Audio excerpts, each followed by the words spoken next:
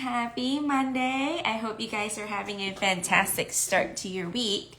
Over here in BC in Canada, it's a holiday. It's an observance of the Truth and Reconciliation Week day, which was on Saturday. So I'm really excited that we got to be able to think that through, and also take a little break for us as well. But obviously, small business owner, just continue to work. But anyway, I'm really excited because today we are just reopened the Calligraphy Business Kickstarter, which is our masterclass course for creating starting up your calligraphy business. And I thought with you guys to say hi.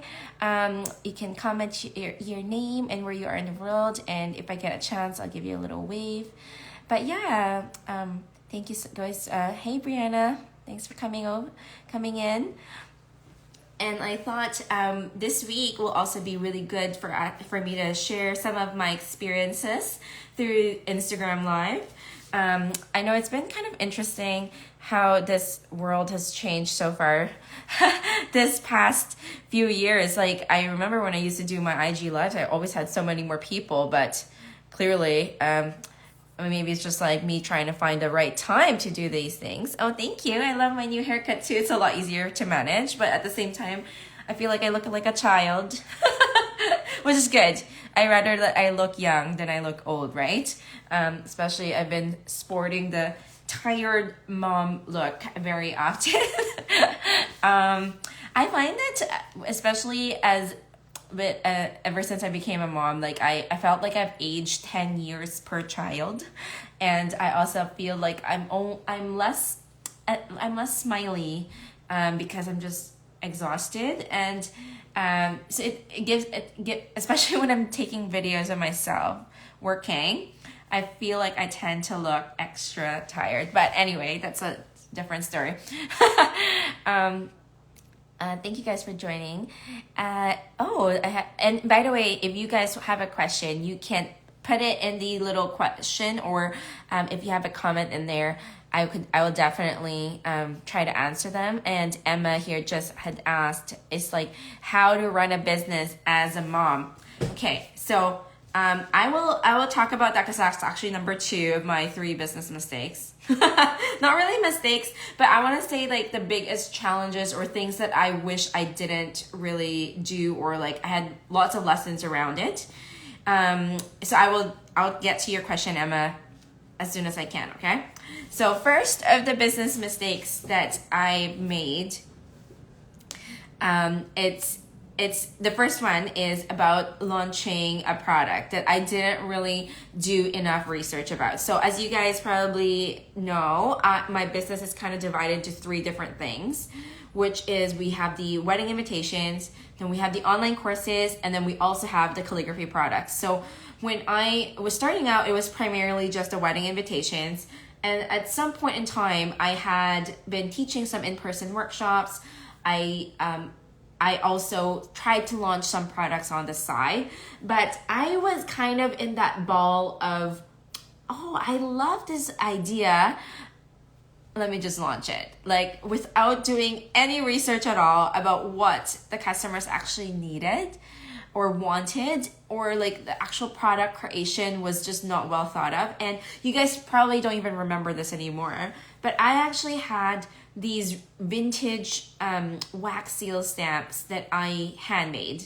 And they were just made out of like little doorknobs and buttons and like whatever I could find that was like unique and thrifty.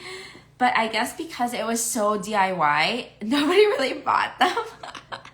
And I didn't do enough research about what it is all about, or like what's unique about it. I just thought that they looked adorable and that I could totally put something together with them.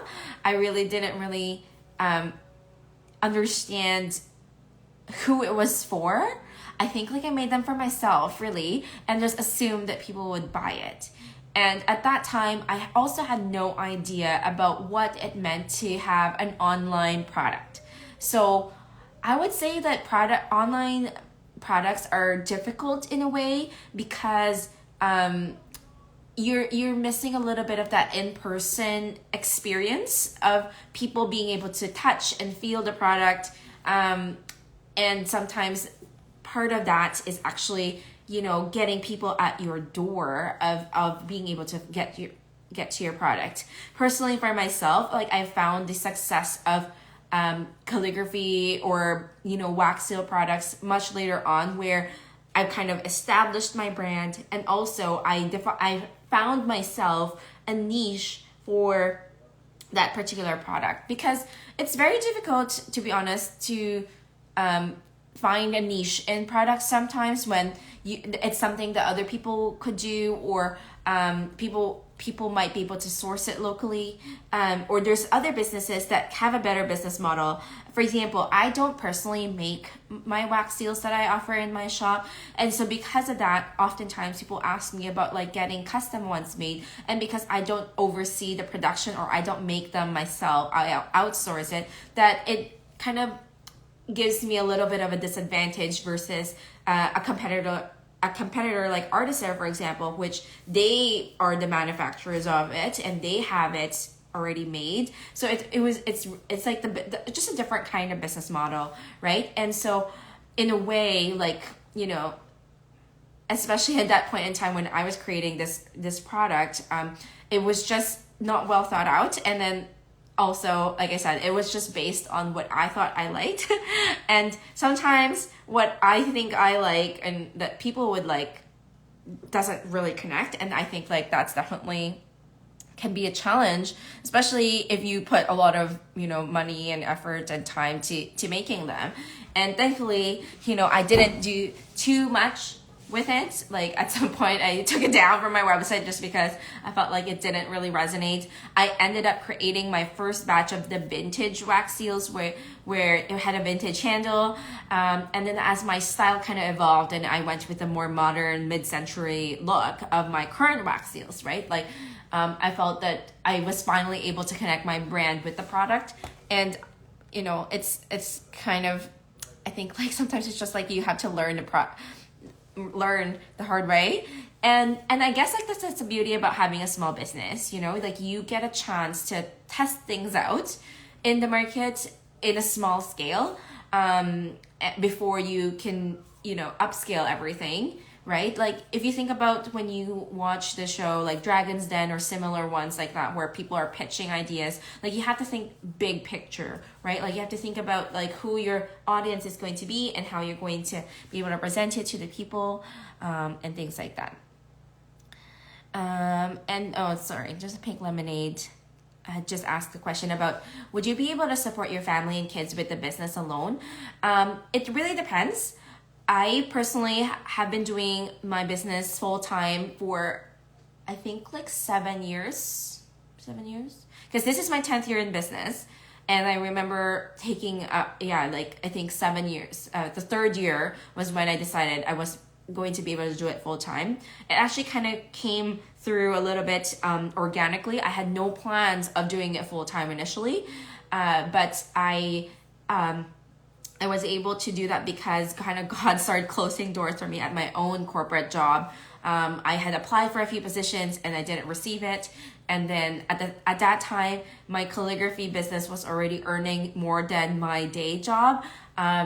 So after I had earned or saved up enough for me to be able to survive 6 months, that I said, then I was able to, by God's grace, able to, let go of my full-time job and then do this full-time. So it's definitely possible. It really depends, again, on your business model. I'll be talking about the business model in the next live, which is on Wednesday, but also talked about that in the course as well. It really depends also on like what you end up doing and of course your target audience. Like I personally don't believe that every business needs to be a full-time gig. Like it could be a side hustle, and if that's the capacity you have, then certainly, like especially this is a hobby often for a lot of us, that we love calligraphy, and now we're transforming it into a business. I made a video on it the other day. Somebody was asking me whether or not I think like would you need another hobby after? Possibly, especially if you're doing too much of it, and it depends on how much time you've got. And as a mom, I just don't have the time right now to have another hobby. I'm doing what I love, like all the time that I have to be able to do it. So it's possible. It's just that it depends on your business model. It depends on how much you're putting into it as well. It also depends on kind of like your audience too, right? Like how you're doing your business. There's so many different ways and capacities to do the business, the calligraphy business. So it really depends. But it's definitely possible. I mean, I personally am so grateful to be part of that. The industry here in Vancouver where I live, even though my target audience, not necessarily all here, like we have lots of people in this area, a lot of it has to do with obviously your marketing. A lot of people tell me, is calligraphy still gonna survive the wave of like everybody on their phones, the digital age? Yes, it can definitely still survive. There's still the beauty of the handmade, and in fact, like it's our job to be able to continue that, right? Like making it, a necessity for people, that this is still what I wanted to want to have and want to create, and passing that on to the next generation so that we continue to be able to grow that, and keeping that in mind, as our role in the industry is also crucial. Sorry, I'm like totally got sidetracked there. And if you have any questions about that, feel free to put it in the comments, okay? And then so the second one of the business mistakes was really underestimating the stress and the mental health portion of doing something you like as a business. Because even for myself, whenever I like receive an email from a customer, for example, like missing a package or something, I sometimes can't help but feel so personal about it, just because it's our baby, and so when it feels like somebody's like missing something or whatever, there's so much personal part to it. It's hard to detach yourself from it because it's your baby. It's like somebody is asking like, oh, is there something wrong with your child? Or that's kind of like what it feels like, but it's like about your business, which is also like your baby. So I definitely underestimated that, because a lot of people tend to think like, oh yeah, it must be so good to start your own gig, right? Like you get to do what you love.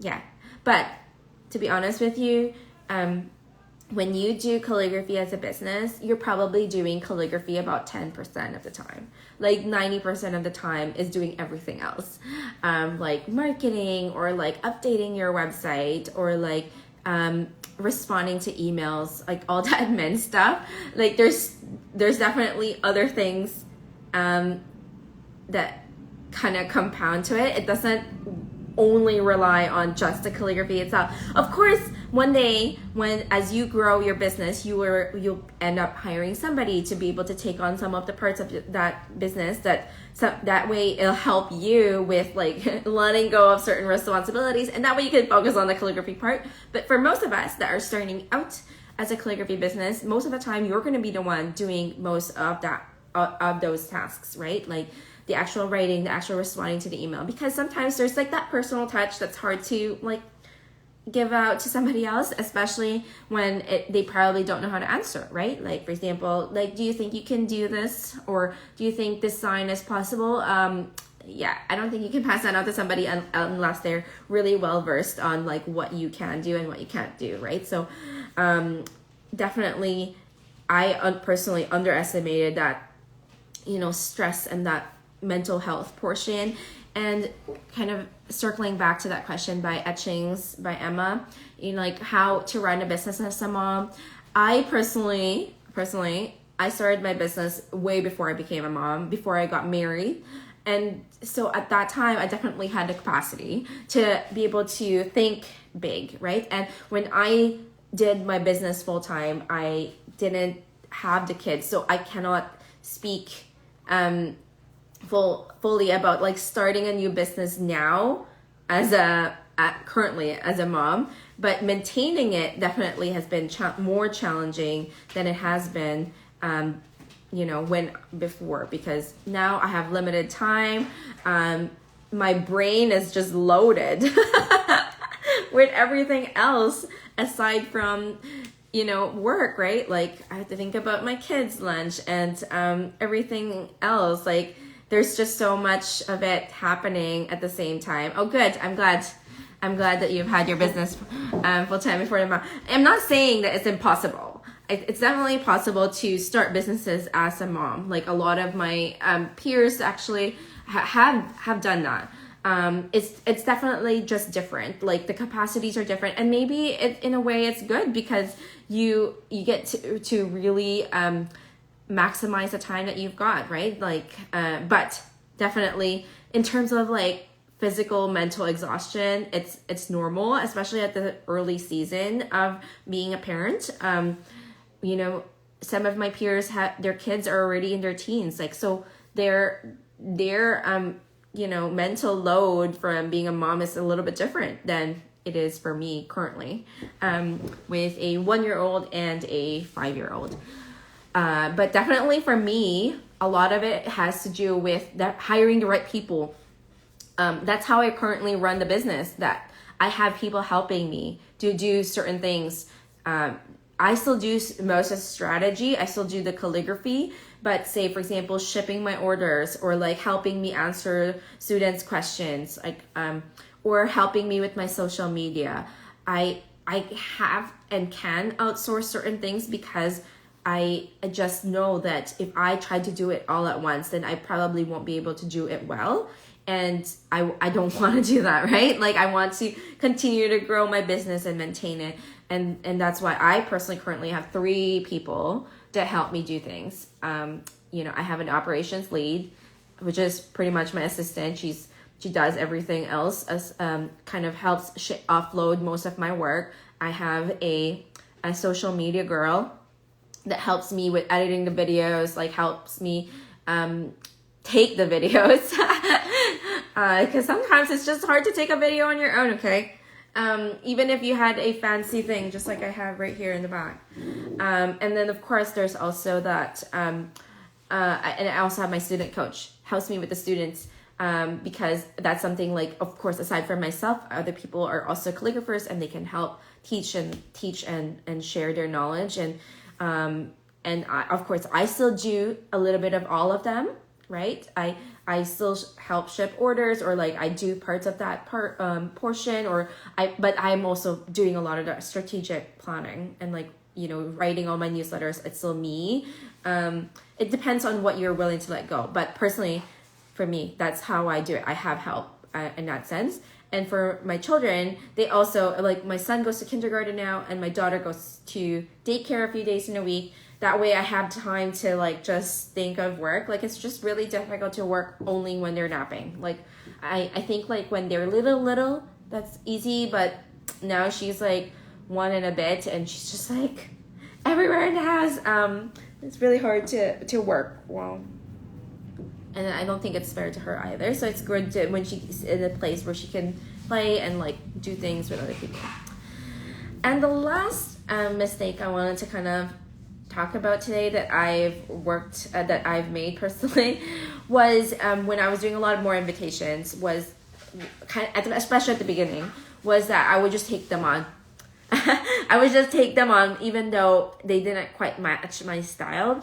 That was when I wasn't quite clear about what my style was too. Like, see, as a wedding invitation designer, I never want you to think that you can just do whatever. That you can, especially as a custom invitation designer, you don't want to become an invitation designer that can do any design. That's not the point. Like, you are an artist and you should have a style that people can relate to. And that should be reflected in your work that you post and that you share. You want to have that you are having essentially a target bride, because if you have everybody the persons that are coming to you probably won't understand what you're trying to offer. And so at that time, I didn't quite understand the kind of wedding invitations I wanted to make yet. And I would just take them as they can because like, they're inquiries, it's still money in a way. But because I wasn't quite clear about my style and I wasn't sure what this person's style was, right? Like, so that was a thing too. When I was interviewing her, I kind of had that inkling that our styles weren't quite aligned, but I wasn't sure because, I didn't really ask for much information. But once we actually went into the design process, that's when I discovered that we actually completely didn't meet. And so it was very difficult for us to kind of move forward. We still did it. But the thing was that obviously it was more painful for me as an invitation designer being forced to kind of do things that I don't normally resonate with or like doing, or like, for example, my calligraphy style is in the modern side. Forcing myself to do something traditional would be a little bit more difficult unless like I'm also super well versed at it. That's on my list. I wanted to really get better at my traditional side, but it was really a learning experience for me to polish my portfolio, right? Like really figuring out what kind of wedding invitation designer do I want to be? Like what kind of work do I want to do?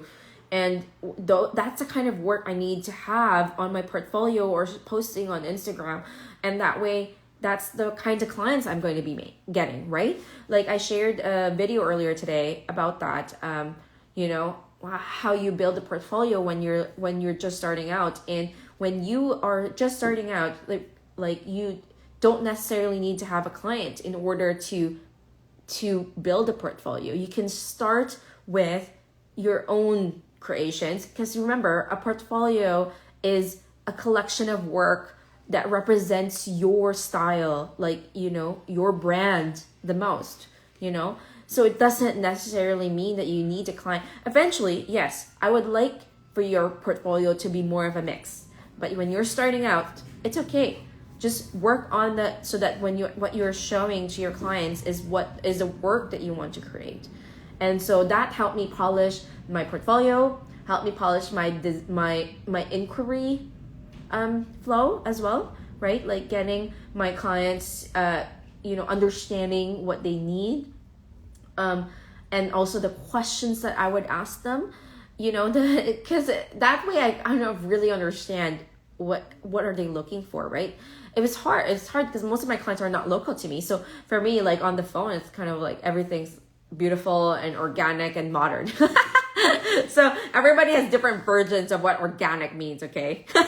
So really getting a good understanding of what that looks like really helped me, get to pick and choose my clients essentially, or getting kind of narrowed down or curated the type of people that would even inquire on my website.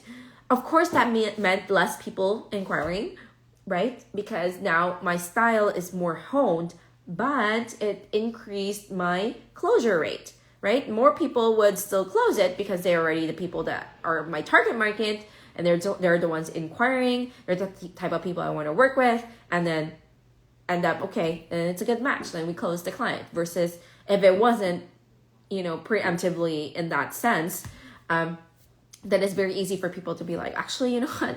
I don't think they'll probably just ghost you for one. Most of them, they'll just ghost you and not get back to you.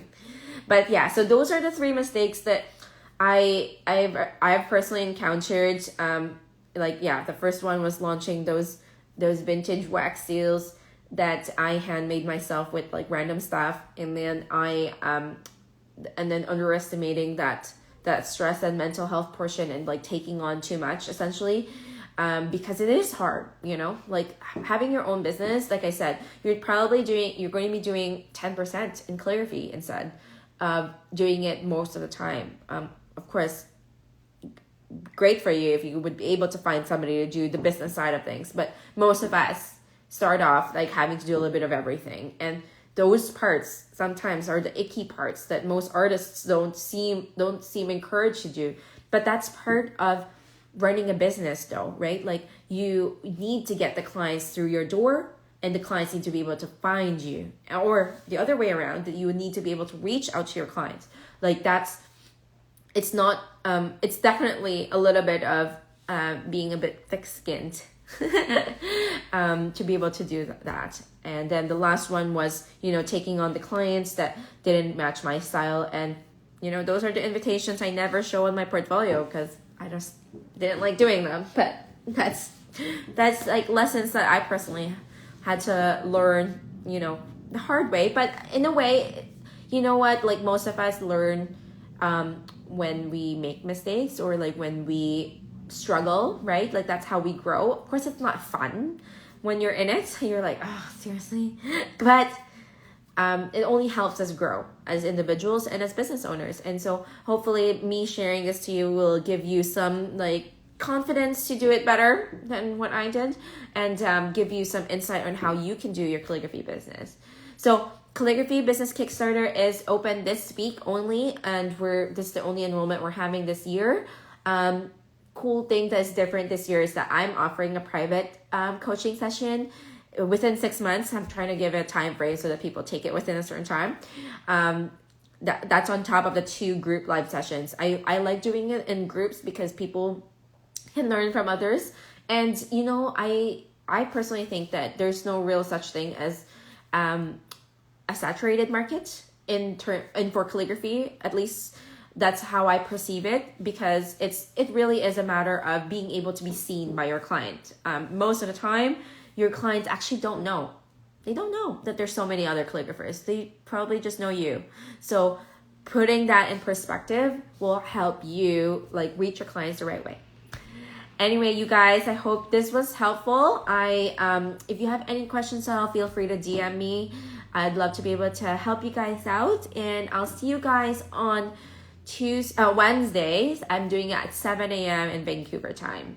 So Jillian, if you are on our email list, like there's like different like promotions depending on like if you were a student or you're on our wait list, but it's $1,027 for the one-time payment, and then we also have a 3-month option. So I know it may sound like an investment, but personally for myself, like I think of it like taking a business course that is specific to the industry that you're doing. Like I went to school for business, and I don't know how much I really got to apply to my business because my school didn't really talk to me about all the industries that I should be doing, or like e-commerce, for example, or digital marketing. It's like things just don't get updated unless you personally learn it yourself. The course is 6 weeks, so it's a drip content course. And so you will be watching a video, doing the worksheets, and submitting your homework if you wanted to, and getting your feedback, me giving feedback or something like that, and also having the live sessions. And you will get lifetime access to the course as well. But the program that I recommend is to do it within 6 weeks, so that you can kind of watch and learn and kind of with the same pace as everybody, and also be able to take in the private course. I find that when my students don't take the course within the recommended time frame, sometimes you forget about it and it kind of sits in your inbox. So if you don't think the next 6 weeks is a good time for you guys, that's absolutely okay as well. We will have another enrollment next year. Okay, and yeah, Jill, if you have any more questions, feel free to send it to my DM. And if any of you have any questions, feel free to send it. Thank you so much, guys. Bye for now.